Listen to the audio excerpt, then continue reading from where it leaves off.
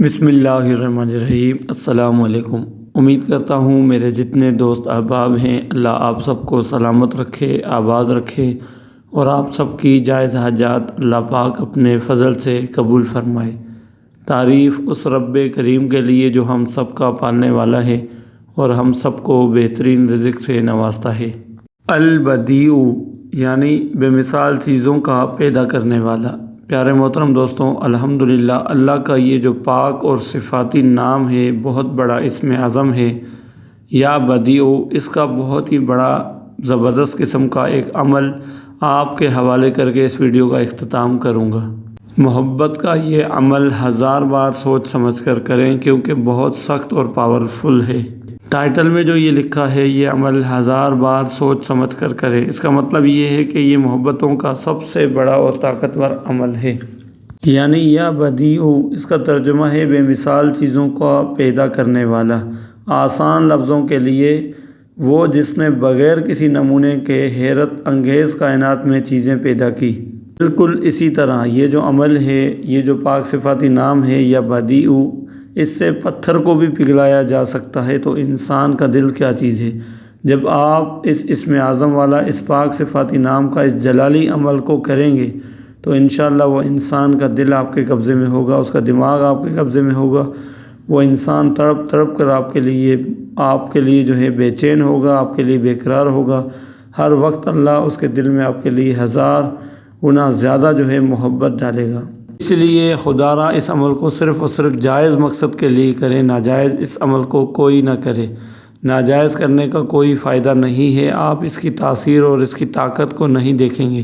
اور اگر آپ اس عمل کی شرائط کے ساتھ جائز مقصد کے لیے اس عمل کو استعمال کرتے ہیں، اپنے شوہر کے لیے، اپنی بیوی کے لیے، اپنی محبوب کے لیے یا اپنی محبوبہ کے لیے، کوئی بھی ایسا انسان ہے جس سے آپ محبت کرتے ہیں یا جس پر آپ کا کوئی ایسا ذاتی کام پھنسا ہوا ہے، آپ کو وہ اگلوانا ہے، وہ نکلوانا ہے، یا اپنا کوئی ایسا مسئلہ حل کروانا ہے یا نکاح کی خواہش مند ہے، تو ایسی صورتحال کے لیے ہی آپ کو اس عمل کی اجازت ہوگی۔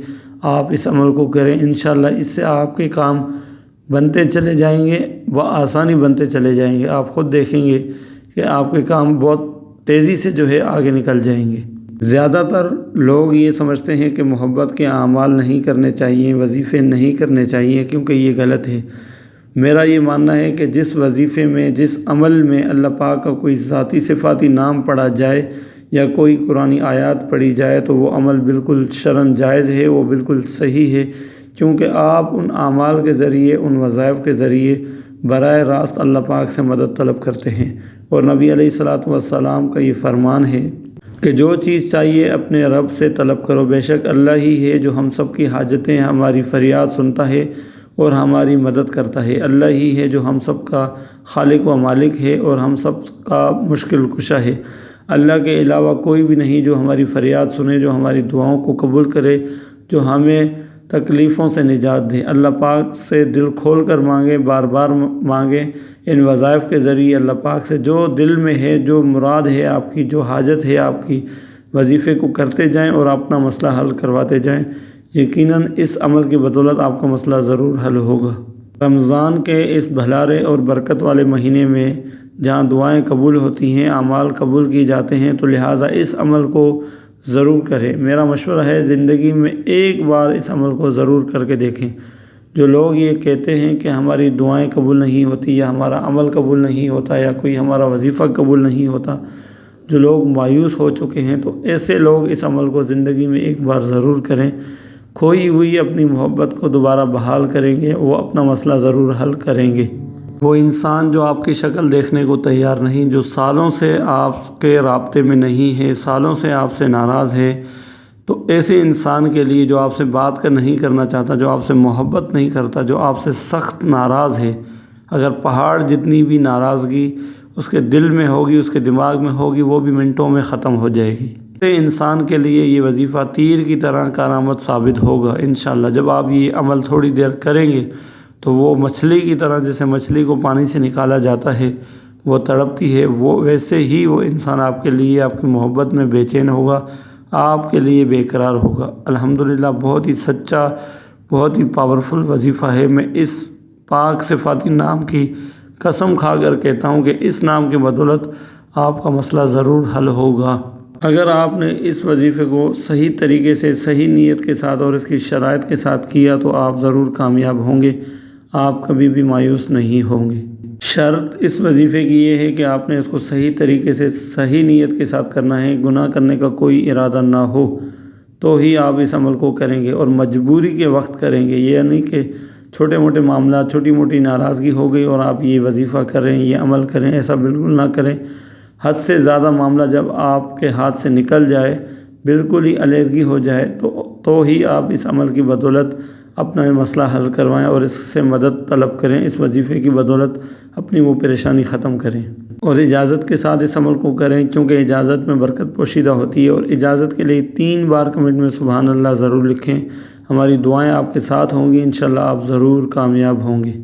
دوستوں، عمل بتانے سے پہلے چھوٹی سی ریکویسٹ کرتا ہوں، اگر چینل کو سبسکرائب نہیں کیا تو چینل کو سبسکرائب کریں، ویڈیو کو لائک کریں اور گھنٹی کے آل والے بٹن کو لازمی دبائیں تاکہ آنے والی ہر نئی ویڈیو آپ تک بآسانی پہنچے اور آپ کو جو ہے اس سے فائدہ پہنچے۔